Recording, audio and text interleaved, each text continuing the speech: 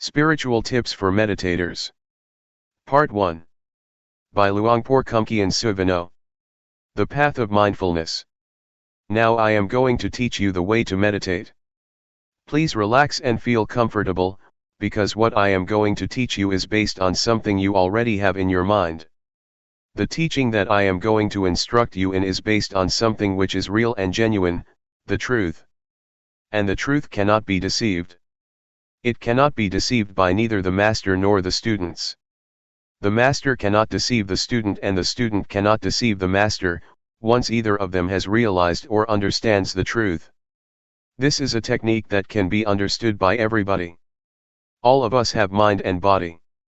We also have mindfulness. Mindfulness is a quality of mind that we can cultivate and develop, but it is already in our minds. Once we are mindful or once we are awakened to mindfulness, all of us are the same, but if we do not have mindfulness or if we are not mindful, we are different. Meditating, especially developing mindfulness, does not require special time designated specifically for this technique. It can be practiced all the time in our daily lives. It does not demand special time, mainly because mindfulness is already in our minds. It can be developed through our daily activities. If we practice properly, we will feel that our lives are normal. We cannot practice for others but have to practice for ourselves. We cannot learn from others but have to learn from direct experience. We have to learn by realizing the truth in our minds. The meditation cannot be achieved from memorizing texts or reading books.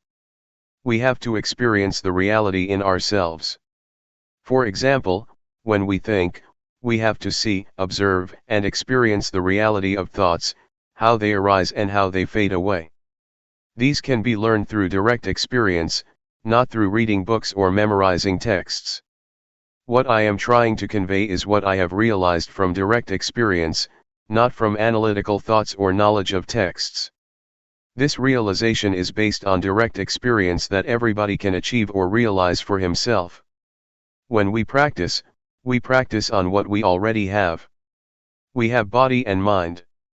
We practice by using our body as an object, our body's movement. When our body moves, when our hand moves, we should just be aware. The hand is real, the body is real, and our awareness of them is real and can be cultivated. The more we practice, the more awareness we accumulate. This way of practicing asks us to accumulate awareness, until it becomes the dominant quality of our minds. Once everybody has total awareness, everybody will be the same in the sense that their lives are normal. But if we do not have awareness, we behave differently out of hatred, greed, and delusion, which disrupts our lives so that we contradict each other, preventing harmony and creating disunity. So, the point is how to cultivate awareness. The key to Buddhist meditation is cultivating awareness, and I am going to instruct you how. Once we understand and practice by ourselves, we will know ourselves better and live our lives properly. Now I will demonstrate. Everybody, please place your palms on your thighs, sit comfortably, and open your eyes. First turn your right hand onto its edge from your thigh, raise it to the height of your chest, and move it to your abdomen. Turn your left hand from your thigh, raise it to height of your chest, and move it to your abdomen. Move your right hand to your chest, move it out, lower it to your thigh, and turn it down.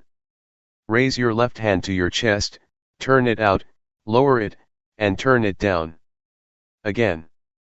Please try to be aware of every movement, aware, not focused. Feel the sensation of your body. Just make it natural. Just feel it. That is the way to develop awareness naturally. Sometimes thoughts will sneak into our minds, just open yourself up to them but don't follow them. Once we are aware of our thoughts, we return to our body, to the movement of our hands. This method does not encourage one to stop thinking but just to be aware of it. In fact, we cannot stop thinking because it is the nature of our mind to think. We should be open to all kinds of thoughts, but do not follow them or repress them. Just be aware. With awareness, we will be firm and not react to our minds, either positively or negatively. This is the introduction. I would like you to try, to practice, to feel yourselves and see how it affects your mind. When you place your hand on your thigh, do you know where your hand is? Once you know where your hand is, you have already cultivated knowingness, that is to know, to feel where your hand is. And the practice of mindfulness is based on this awareness. When you turn your hand on your thigh, do you know the position of your hand? You know where your hand is, right? Raise your hand. Is it on your thigh? Where is it? Who knows the position of your hand? You or other people? Can anybody know for you? Is it only you that can be aware of where your hand is? No, no, no, be aware, be aware, be aware. Do not force your mind to focus or concentrate on every minute of your movements, just feel every step intervally, and don't focus your mind to feel like a straight line of feeling. That's not the right way. The only thing you have to do is be aware. Don't analyze or try to reason what you are going to do or why you are having such thoughts. Don't analyze or rationalize any of your thoughts. Do not make judgments, whether this thought is good or not, just be open to it, be aware of it, with no blame, no repression, and no stopping, just be receptive to the thoughts. This will enable awareness to develop quickly. Keep practicing, keep doing, and keep being aware of your body's movement. It does not need to be the movement of your hand, but can be the movement of your breath. When you breathe in and breathe out, these are also your body's movements. When you walk, try to be aware of your walk, be aware of whatever your movement is. Be aware of every position, and whatever you do try to be aware of only one posture. When you walk, just be aware of your walking, do not be aware of your breath. But if you want to be aware of your breath, that's okay as long as you choose only one object. Do not use too many objects or they will confuse you. The point is that whatever thoughts arise, just be aware, and come back to your body's movement. Do not be caught up in your thinking process or your thoughts. If you feel tired or tense after sitting for a long time, change your posture. While you change your posture, please be mindful, don't change it hastily out of impulse or out of unmindfulness. During your walking meditation, you can either fold your arms across your chest or clasp your hands behind your back. Keep your hands properly, it will enable you to walk slowly with mindfulness. About 8 to 12 paces of walking will do for the meditation. Do not walk for too long a length or your mind will be easily distracted. If you walk at my speed, in 1 hour you will walk 4,000 paces. If you know every pace, you already have 4,000 units of knowingness in 1 hour. It will accumulate and can change the quality of your mind. Anyway, if you become distracted or you forget and become unmindful, when you walk or move your hands, that's okay. Do not blame yourself or feel unhappy when this happens. Just let it go and start again. When a thought disturbs your mind, let it be. Do not try to repress or suppress it. Just feel open to it. It will fade away automatically. This is the nature of the mind that we can realize through meditation. Now, let's try to experience it ourselves. After practicing for an hour, you may come back and we will have a question and answer session for 30 minutes. How was your practice? When you felt distracted or caught up in your mind, did you see the difference between them? Did you realize when you were caught up in your thoughts? Did you see the difference when you came back to your body's movement, or became aware of the movement of your hands or walking? Once you did that, did you see that the thoughts just ceased or passed away? When you are caught up in your thoughts or overwhelmed by emotions, you may forget to move your hand, or you may move it but have no full awareness of your body. That's okay, but try to return to your hand's movement or to your walk.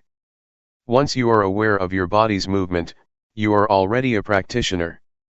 A Dhamma practitioner develops awareness. This is the only duty of the practitioner. The same goes for feeling. If you feel tense, physical pain, or tired, do not be overwhelmed by the unpleasant feelings. Just come back to your body's movement or just be aware and see the painful feelings. In other words, don't become lost, caught up in or overwhelmed by these unpleasant feelings, but be aware. Awareness will enable your mind and your life to go ahead without being interrupted by thoughts or feelings or any kind of disturbance. Thoughts will arise, feelings will disturb you, but if you have total awareness, you can go ahead without being stopped or blocked by these hindrances. You will go ahead, go straight ahead. For beginners, just cultivating awareness is enough. Do not try to achieve or gain anything.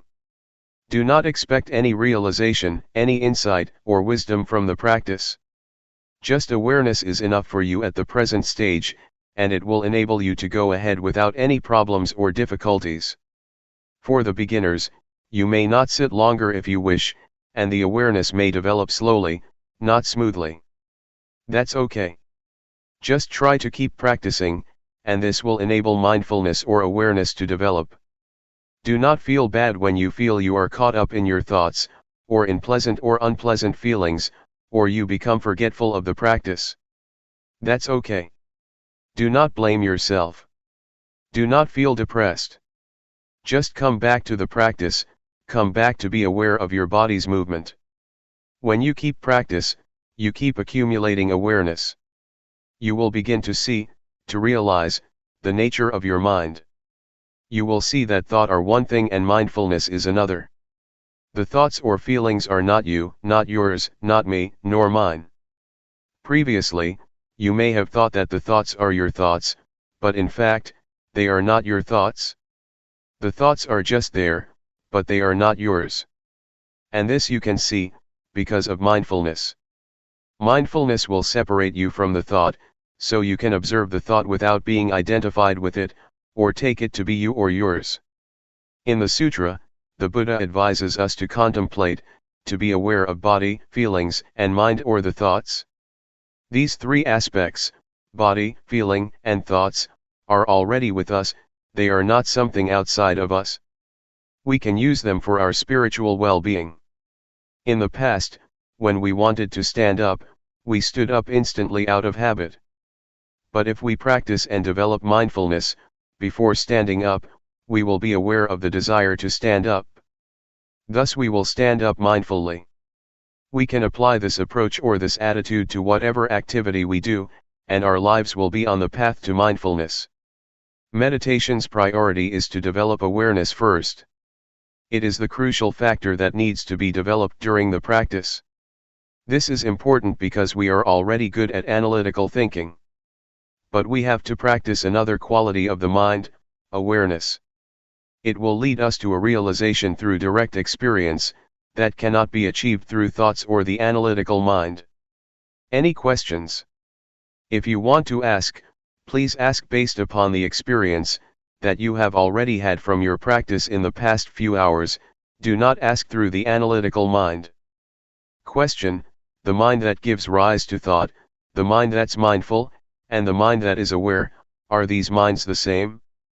Answer: practically speaking, you can see the three. You can see the scattered thoughts, or you can observe the mind.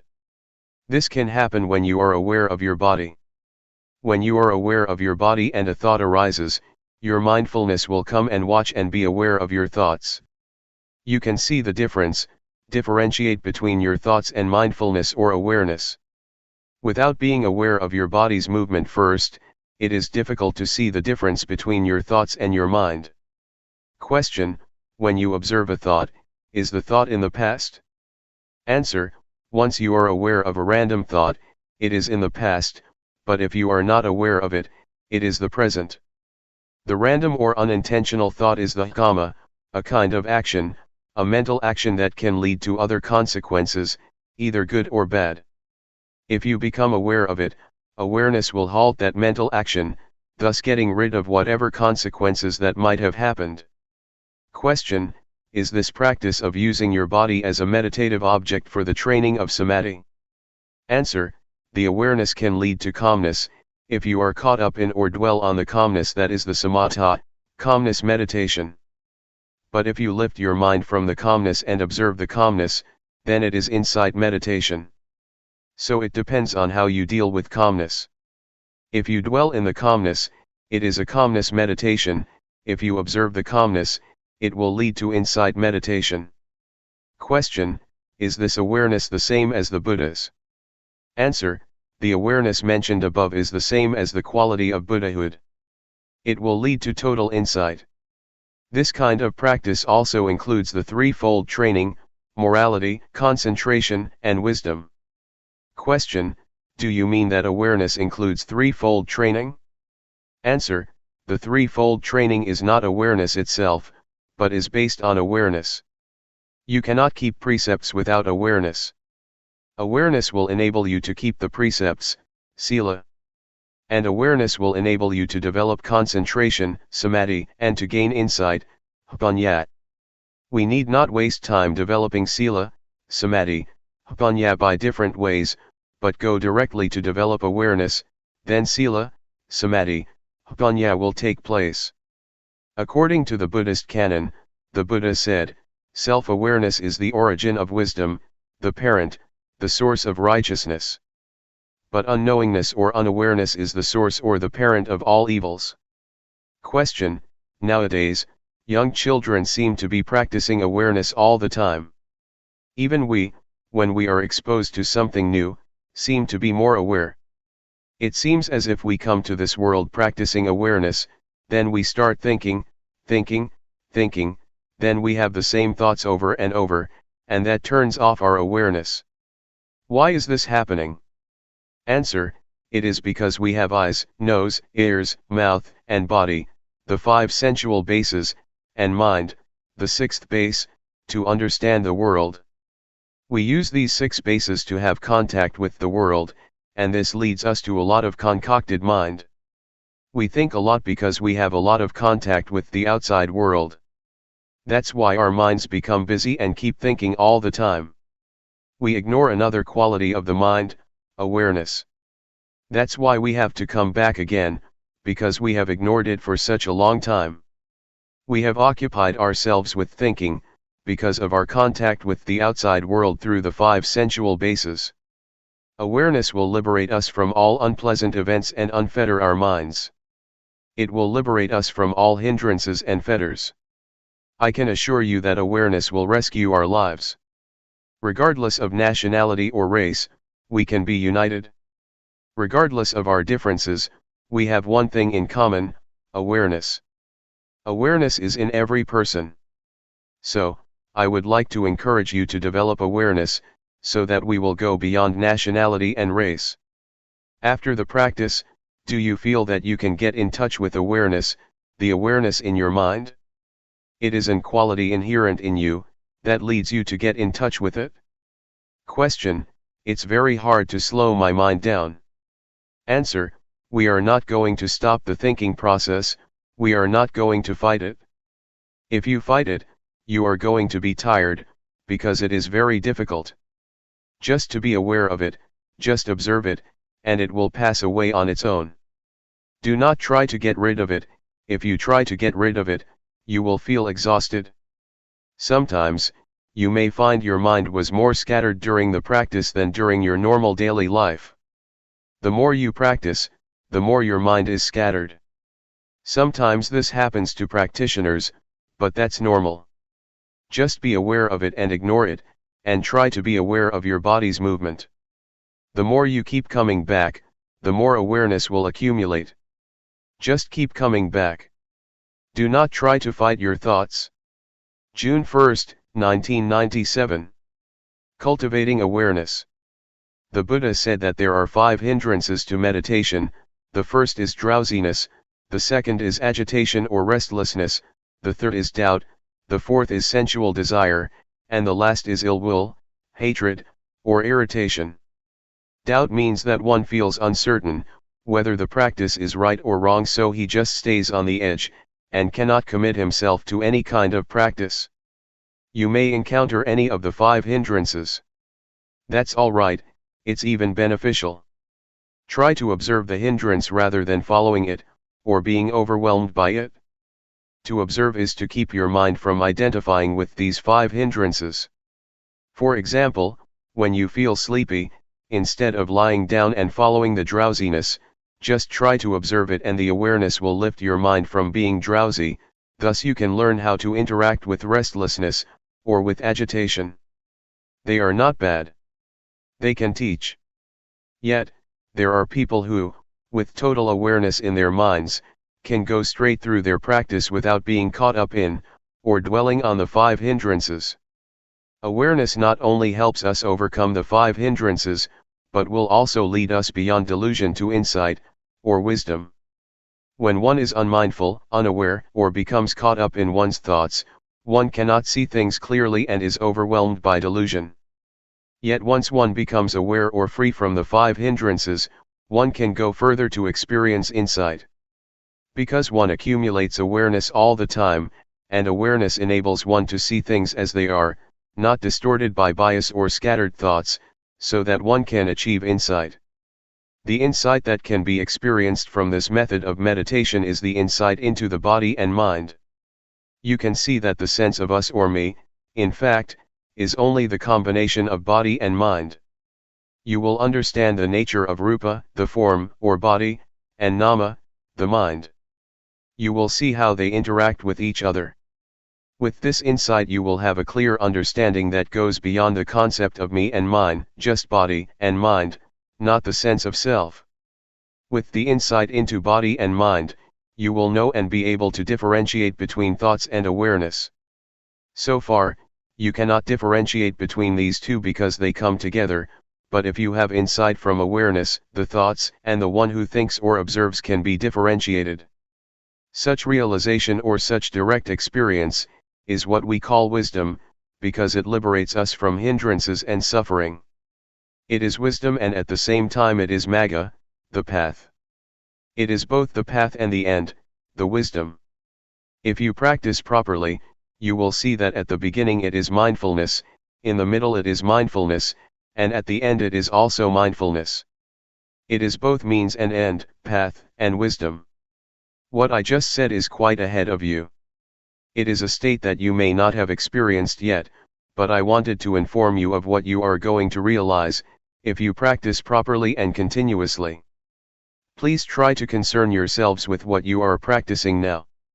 Just be aware, and once you keep practicing, results will come on their own without any attempt on your part.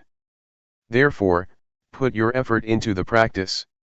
Awareness from this practice will get rid of delusion. The more you are aware, the less you are unaware. Unawareness is identical to delusion or ignorance. If you accumulate awareness through this method, it will form a solid base for keeping moral precepts, for concentration, and for wisdom. You will live your life morally once you have full awareness. At the same time, you will also have calmness or concentration, once you are fully aware of what you are doing. Meanwhile, insight can take place with awareness. Thus, awareness can lead us to the totality of life, the totality of education or training. Awareness or mindfulness enables us to awaken. An enlightened one is one who has total awareness, total mindfulness. Buddha said many times that the Arahant, the enlightened one, is one who has full mindfulness and awareness in every moment of his life. His experience is like traveling in a freeway on which he can move ahead without any obstructions. Mindfulness is like this: you are not caught up in any thoughts, but move straight ahead in your life. You can learn a lot from this practice. You can understand a lot of things in Luangpor Teean's mind. It is as if your life is the texts, your practice is the texts, and you can gain a lot of knowledge from it. Your experience is the source of knowledge that will enrich you. I would like to persuade you to see for yourself. Try to see it, experience it, and it is within your capability to understand it. I would like to encourage you to learn more and more from the practice. This is not some kind of propaganda or an advertisement, but just an encouragement. Practice like this is sort of forming a new habit of awareness. Right now, we have the habit of unawareness, of doing things out of habit without awareness, but if we accumulate awareness, a new habit will be formed, and whatever we do, after we practice properly, we will be aware of our daily movements. But if we do not practice, we will easily fall back to delusion, to our forgetful habits. So, please try to accumulate awareness and try to be mindful. Another point that I would like to emphasize is that, awareness is not a quality confined to myself or monopolized by anyone. It's a quality inherent in all of you. You are all capable of increasing and developing your mindfulness, not only in this room but also in your daily lives. That's all I would like to share with you. The only thing you should do is to realize it yourselves. What I talked about is not for you to memorize but for you to experience yourselves through practice. Both of us will stay here for more than a month. Should you have any problems, please come and talk with us. Question: awareness is not limited to our hands movements only, right? Can it be expanded to things like scratching itches? Answer: that's right. Whatever you do, whether coarse or subtle, breathing or swallowing saliva, or even when you just raise your hand to get something, be mindful. Just be aware of whatever you are doing. That's the proper way to practice. Question: if one moves without awareness, is that ignorance? Answer: yes, that is a kind of ignorance. There are many kinds of ignorance. The most fundamental ignorance is of the things that cause suffering to you, whatever kind of thoughts or understanding that troubles you, or creates suffering for you. Question: the Buddha's awareness is the same awareness that we are talking about, except his awareness is continuous, right? Answer: yes, it is the same, but the awareness of the Buddha is not only continuous, but is also awareness in its totality, awareness that replaces ignorance to the extent that there is no residual of ignorance left. But for us, we still have ignorance, our awareness still broken. Question: what is the difference between the awareness of Sotapanna, Sakadagami, Anagami, and Arahant? Answer: the awareness of these four enlightened beings are different in terms of degree, and also in terms of quality. The first stage of enlightened being, Sotapanna, has awareness that can get rid of the strong sense of self and uncertainty. The second stage of enlightened one, Sakadagami, can eradicate sensual desire and repulsion almost completely. For the Anagami, sensual desire and repulsion are eliminated completely. It is the different degrees of awareness that leads to different qualities. It is as though we are climbing up a ladder. In the first stage of enlightenment, the awareness is less powerful than that of the Arahant, or the last stage of enlightenment. For example, when we get angry at something, we will think about it over and over again. But for the enlightened one, especially the third one, Anagami, once anger occurs, it just happens and he can let go of it. It just occurs one time and then he goes beyond the anger. Anger is eradicated by total awareness, or wisdom. It's like a heated iron, once we touch it, we should feel the heat and never touch it again. For the enlightened one, anger is like a hot iron, once he touches it, he is aware of the heat from his anger, and will never return to and identify with it again. But ordinary people, not aware that anger is like a heated iron, just touch it over and over again without realizing that it is very harmful. The awareness that I mentioned, is the awareness that can enable us to see no self in the body, no self in feelings, no self in emotions, no self in thoughts. It is the awareness that can liberate us from suffering. Please do not just accept what I told you, see it for yourselves and practice until you can know it for yourselves. Then nobody can deceive you, nobody can mislead you, because you have already experienced it. What we should do is pay respect to the Dhamma, the highest refuge. You should not pay highest respect to me or to anybody else, but to the Dhamma that is already in everybody. Please pay respect to the Dhamma in ourselves. Be aware at every moment. When you go home, Try to maintain your awareness at all times. June 1, 1997. Knowing yourself. As I told you earlier, all of us are friends even though we have just met here, because we have been friends since our birth into this world. In Buddhism, friend has a broad meaning. All of us are friends because we are sentient beings. We all share the cyclic existence, all of us share birth, decay, aging, and, finally death as human beings. That is why we are all friends. Another thing that we have in common is that each of us has body and mind. Each of us has common characteristics. We all have 6 senses fields, we all have feelings, we all have emotions, and all of our mental activities and our physical bodies are subject to the same characteristics: impermanence, suffering, and no real self, no permanent self.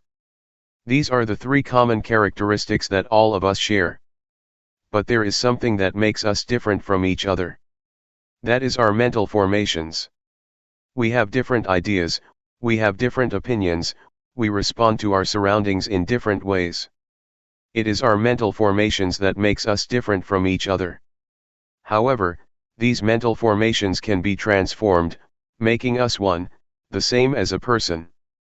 Previously, I said to many of us here that, despite our different characteristics, although there are various kinds of people, we can be the same if we have mindfulness.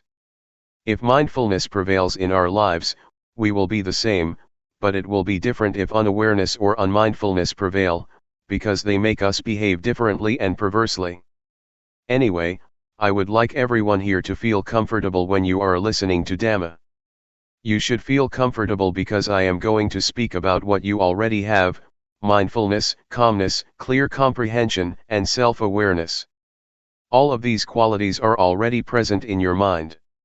I would like to take this opportunity to share my experience of how to be one with the Dhamma, to apply and integrate Dhamma, or the truth, into our lives. 3 years ago, when I first came here, a Western student asked me, "What brings you here? What do you know? What knowledge do you bring with yourself?" I replied that the only knowledge that I have is knowledge of myself. I just know myself. So, he asked, "What do you mean by knowing yourself?" Instead of giving him the answer, I demonstrated by turning my hand on my thigh and resting it there. Then I asked, "Have you ever been aware of yourself while you rest your hand continuously for 7 days? Have you ever had that experience of knowing yourself, of being aware of yourself for 7 days?"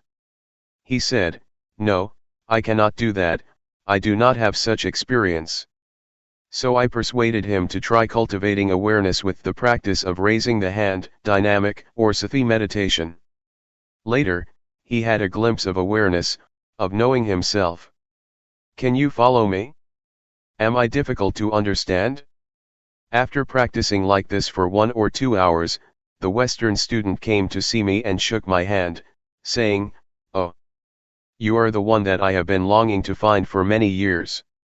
Knowing yourself is necessary, because if you do not know yourself you will be overcome by grief, selfishness, anxiety, ill will, and irritation.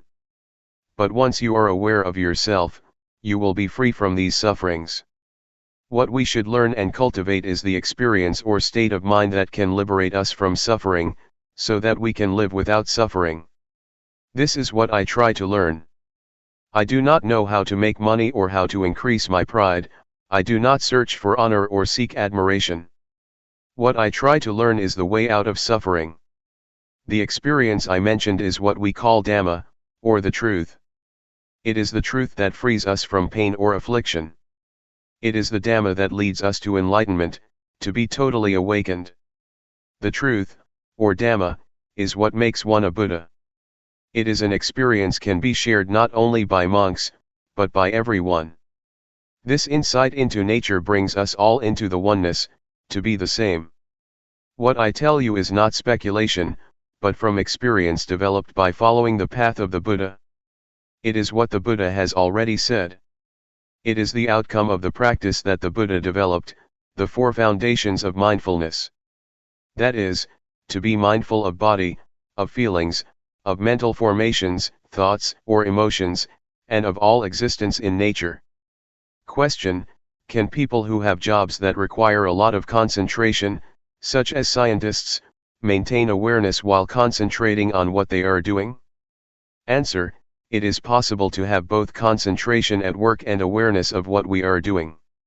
In fact, concentration and awareness should go together. You cannot concentrate if you are not aware of your thoughts or of distractions. Once we are mindful, once we are aware of the distractions, we can concentrate because we are able to remove the distractions. Not only does mindfulness help us to concentrate on what we are doing, it also helps us to use our intelligence more effectively. Mindfulness is like the master who tells how to use our intelligence properly. If you do not have mindfulness, or if your mindfulness is very weak, it is not easy to use the intelligence and information that you already have in a beneficial way. Mindfulness is like the software that tells us how to retrieve the information for this purpose. In Thailand, we compare mindfulness to the captain who controls and guides the ship and intelligence to the engine. So the captain controls the engine in the same way that mindfulness controls intelligence, to make the most use of it. So the answer to your question is twofold: mindfulness and awareness are both important. They enable us to concentrate and to use our heads, or our intelligence, properly in a beneficial way. Question: when I have a lot of problems, I seem to lose awareness of my body. Is that okay?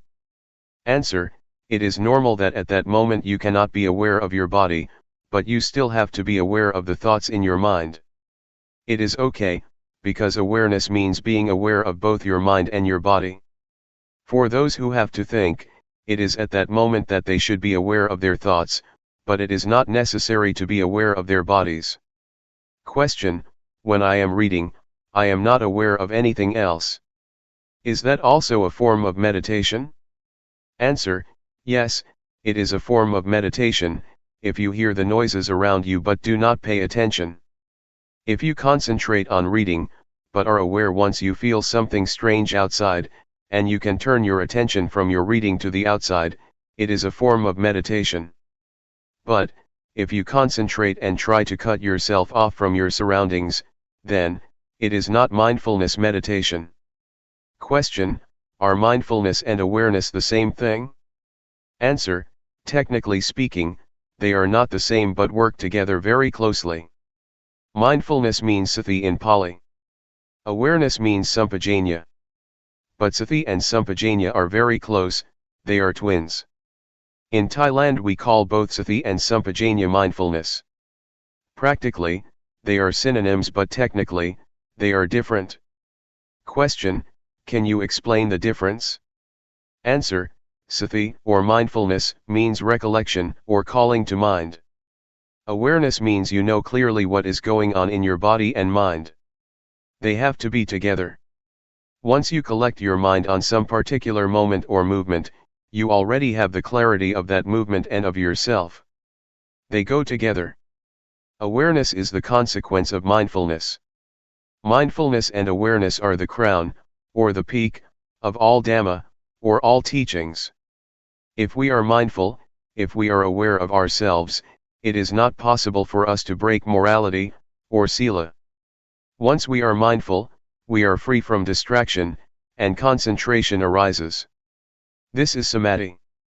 With awareness, our minds become clear. With such clarity, insight will arise. This is Hpanyat. These three are the totality of Buddhist teaching. We call it the threefold training: training in higher morality, in higher concentration, and in higher wisdom. That is why mindfulness and awareness are called the crown of the Buddha's teachings. It is the teaching as a whole. With mindfulness and awareness, samatha and vipassana are possible. Samatha means calmness meditation, vipassana means insight meditation. These two types of meditation are possible with mindfulness and awareness.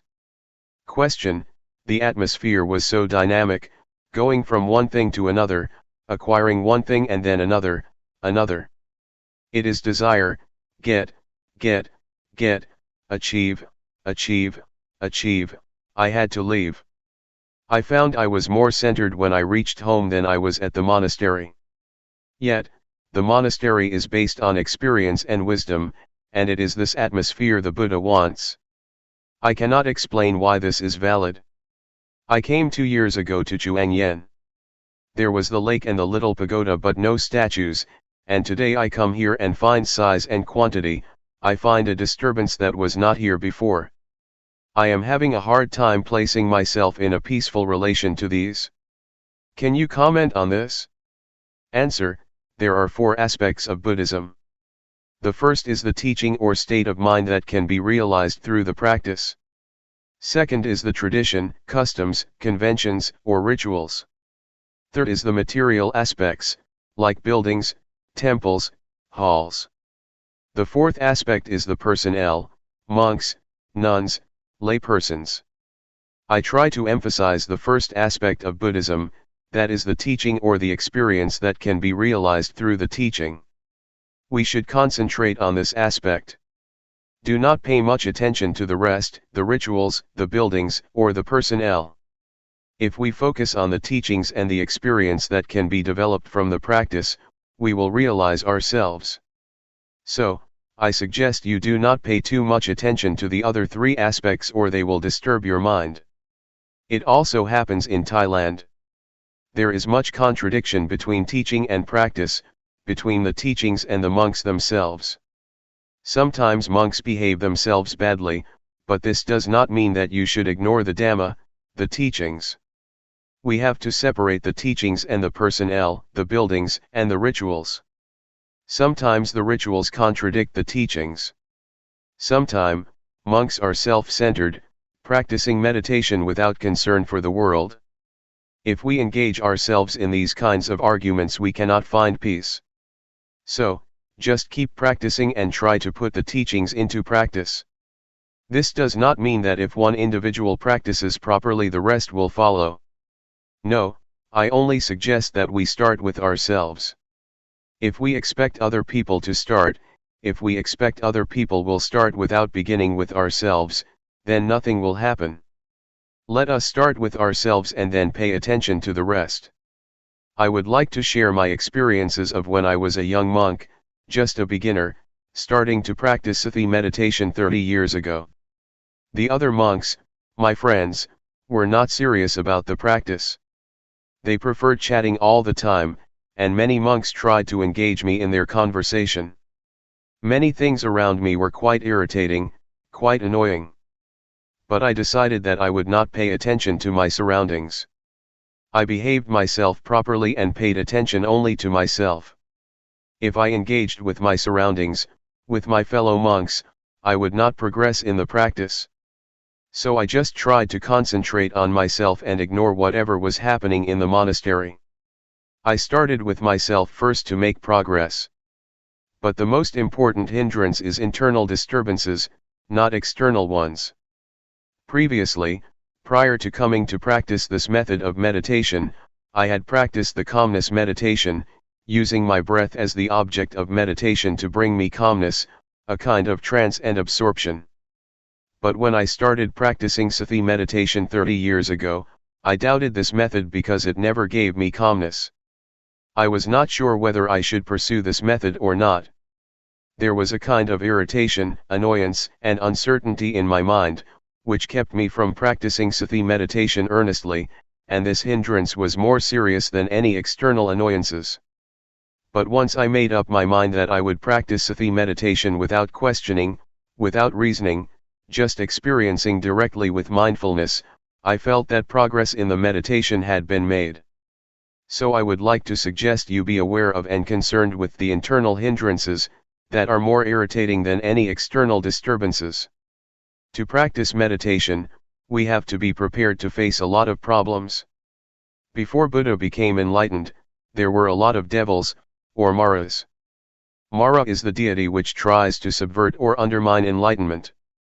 The army of Mara tried to disturb Buddha, to persuade him to stop practicing, even threatening the Buddha. A lot of warriors, a lot of maras, came to try to overcome the Buddha.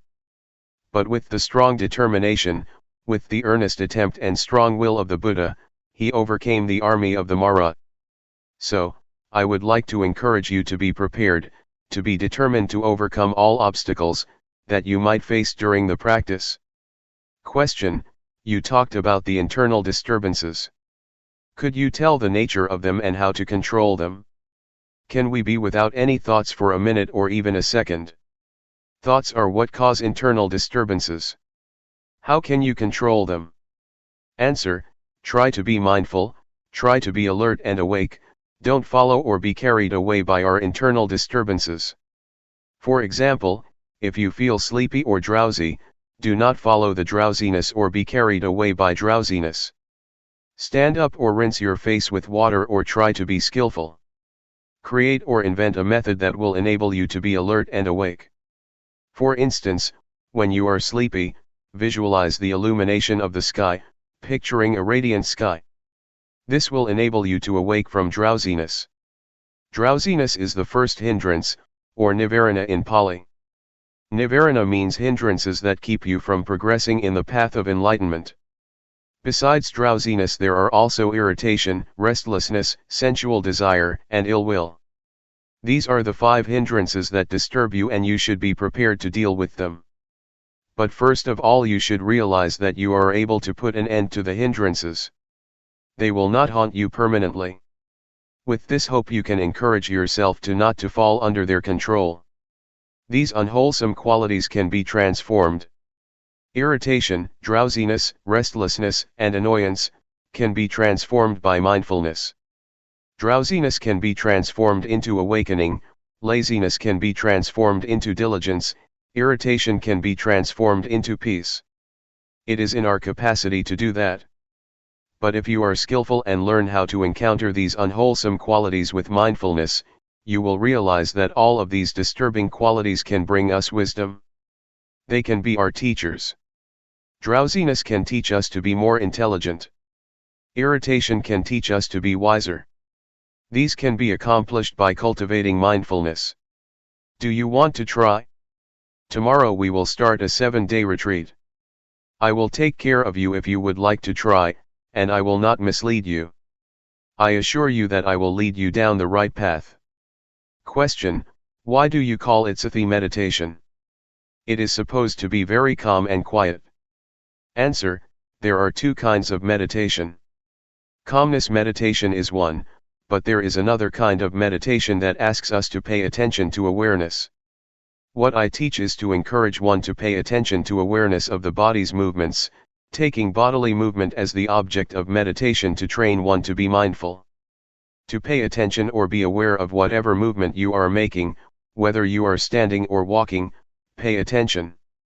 You are mindful of that present movement, it is the object of meditation. It is called Sati meditation, because it uses the body's movement as the object of meditation. It is called Sati because we do not sit in stillness, but create bodily postures as the object of meditation. Driving can be a form of meditation. Reading is also a form of meditation if you read properly. Sewing is too, as when I try to sew my robe for 9 days.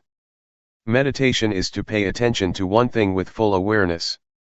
Meditation is not necessarily closing your eyes and crossing your legs. Question: you said mental awareness of bodily motions was important. What if you are aware of something around you?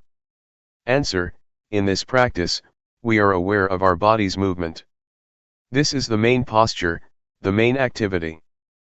But we are also ready to be aware of other things, either in our minds or outside in our surroundings. For example, when I am practicing, if a friend comes to ask for a needle to sew his clothes, I am ready to give him the needle while still keeping with the practice without talking to him. I just stand up and find the needle for him.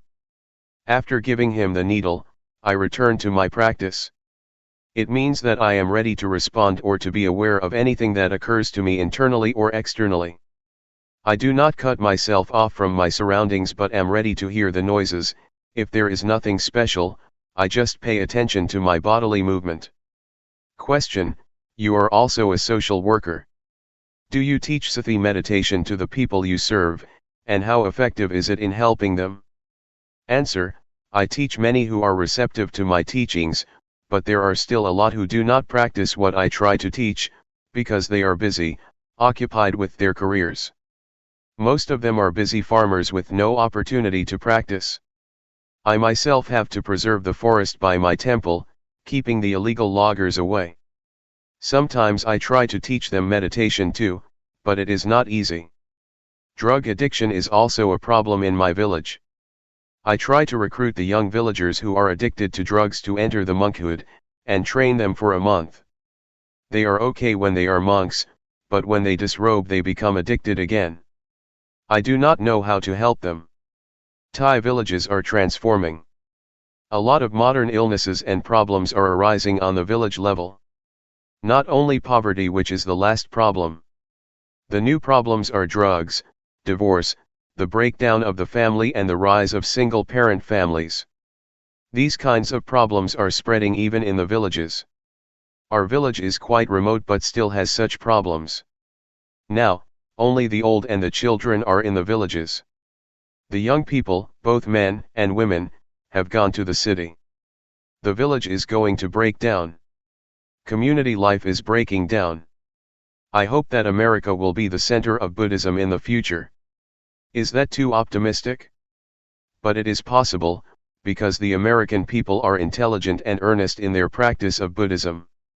Question: can Luangpor elaborate more? Why will America be the center of Buddhism in the future? Answer: American people are intelligent. They also take meditation seriously compared to the villagers. For example, in my area, the villagers have to go out to the fields really early in the morning, cutting the sugar cane, so they have no time to visit the temple. They are busy all the time.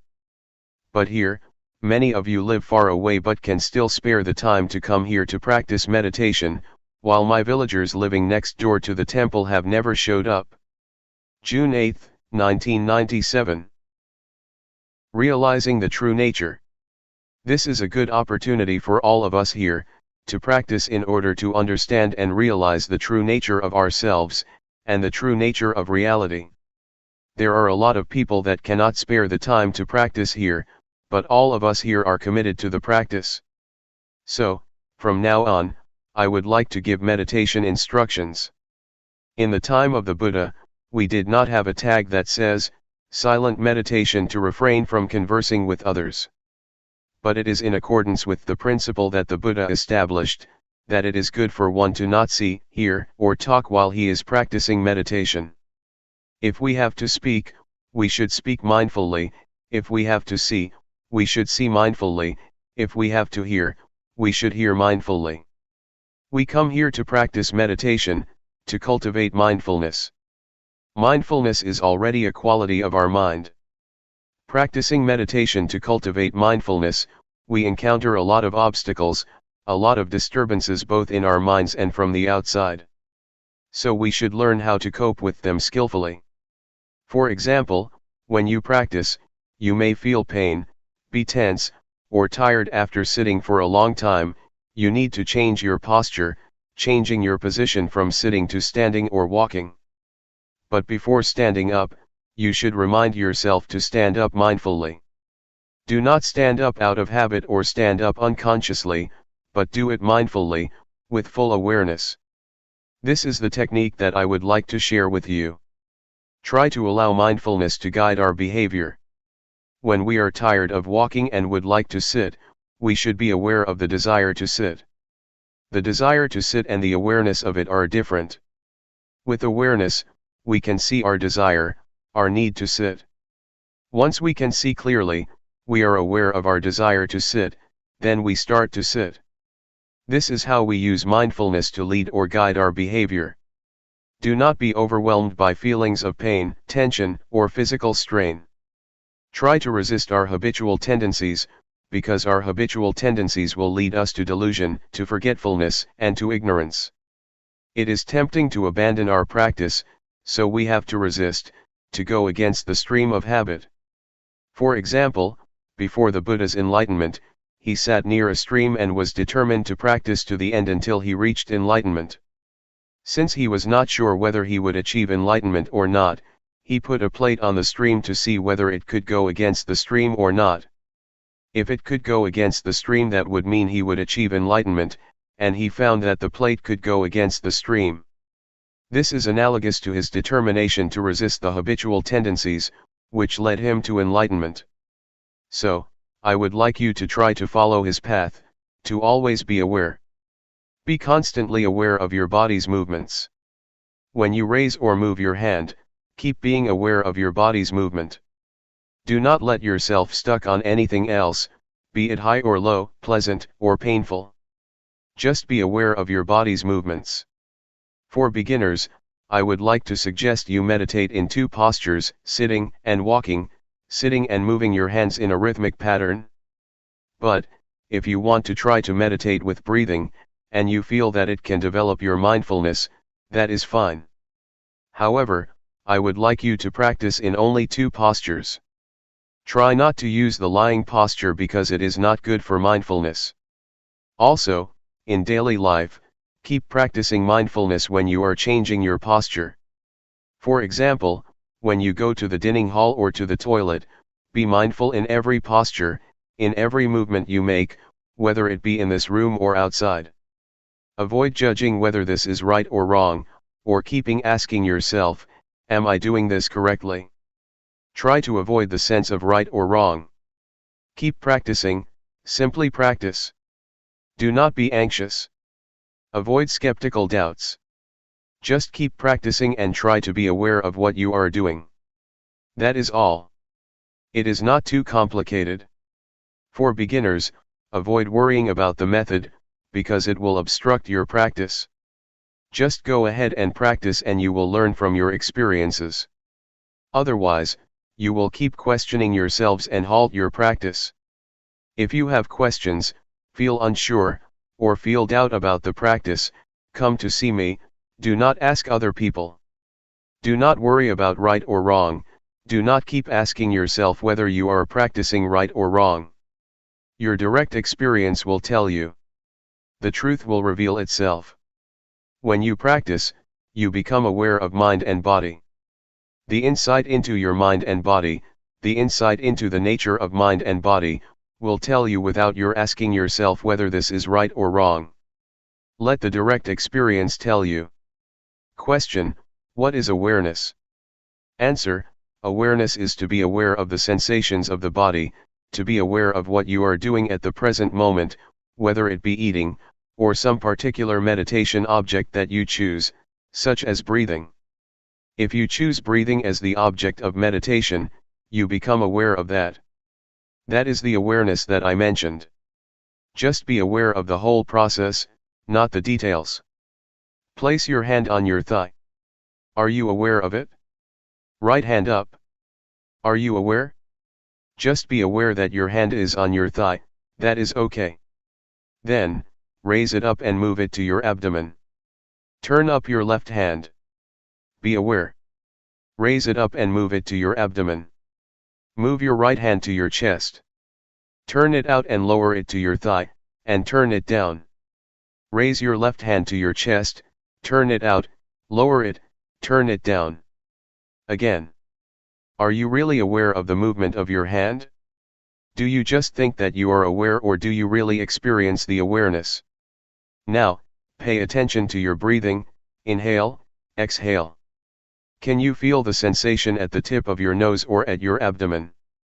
Question: can one observe the tip of his nose and abdomen at the same time? Answer: you have to choose. How is your awareness? It does not matter what object you are going to be aware of. You can move or shake your fingers and use them as the object of your awareness. It is the same awareness. You can apply it to other positions or other postures. Try whatever gives you clear awareness. Sometimes you may feel doubts, and the awareness is not clear after practicing for a length of time. You may need to change your posture, to raise your hand, to touch your body, or to breathe, changing your object of meditation to breathing. Just be aware when you are changing your posture, so you feel the new sensation. But this is only temporary. Afterward, you will resume your main posture, sitting or walking. After repeating it, you may feel drowsy because of the repetition. You become sleepy. You need to change and then resume the main posture. It is a technique to awaken yourself so that you can have clear awareness. Awareness becomes clearer and clearer with your alertness. It is enjoyable if you try to use variations, try to initiate, invent, or apply many things to yourselves to solve your problems. You will enjoy this and be at ease. Easy. My master sometimes changed to the posture of paying respect to be alert, to awaken himself. As for walking meditation, try to either fold your arms across your chest or clasp your hands behind your back, and walk not too slowly and not too quickly, about 8 to 12 steps. Do not gaze too far. Do not lower your head too much. Just stare at the floor about 2 meters from your feet. If you gaze too far, you will be distracted, but if you lower your head too much, you will feel tense. Feel free to choose any posture you like, but try to spend a length of time with the posture you choose. Do not keep on moving or changing all the time. When you feel tired with a posture, do not change it suddenly. Try to delay, to go beyond the time limit, try to go a little bit further. If you feel tired and you change postures right away, that is not good. Try to go further to strengthen your will, your mind, your determination, and your body. When you move your hand, keep your eyes open. Do not close them. You may feel sleepy if you close your eyes. I do not have a problem when I practice with closed eyes because I do not feel drowsy. The first hindrance is sleepiness or drowsiness, and you may be stuck in the calmness. You will feel attached to the calmness from meditation, and it will give you nothing but calmness, no insight, no clarity of mind. So do not become stuck in the calmness. When you repeat your practice and do not have many distractions, it is easy to be calm and then become attached to it, and then stuck in it. Feel relaxed when you walk or raise your hand. Do not be tense or try to achieve anything, otherwise you will become tense or worried whether the practice is right or wrong. You will be distracted. Just feel relaxed and do it with ease. If you feel relaxed, you can overcome a lot of difficulties. In Thai, there is a saying that says, face the tiger with a calm and cool mind. So do not take it seriously, do not try to get it right. It is okay if your mind wanders or is carried away. That is okay. Start again.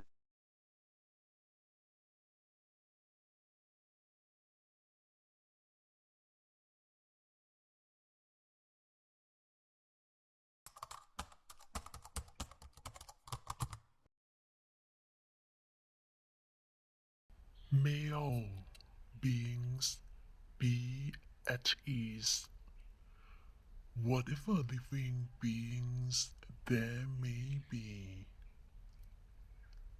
whether they are weak or strong, omitting none, the great or the mighty, medium, short or small, the seen and the unseen, those living near and far away, those born and to be born. May all beings be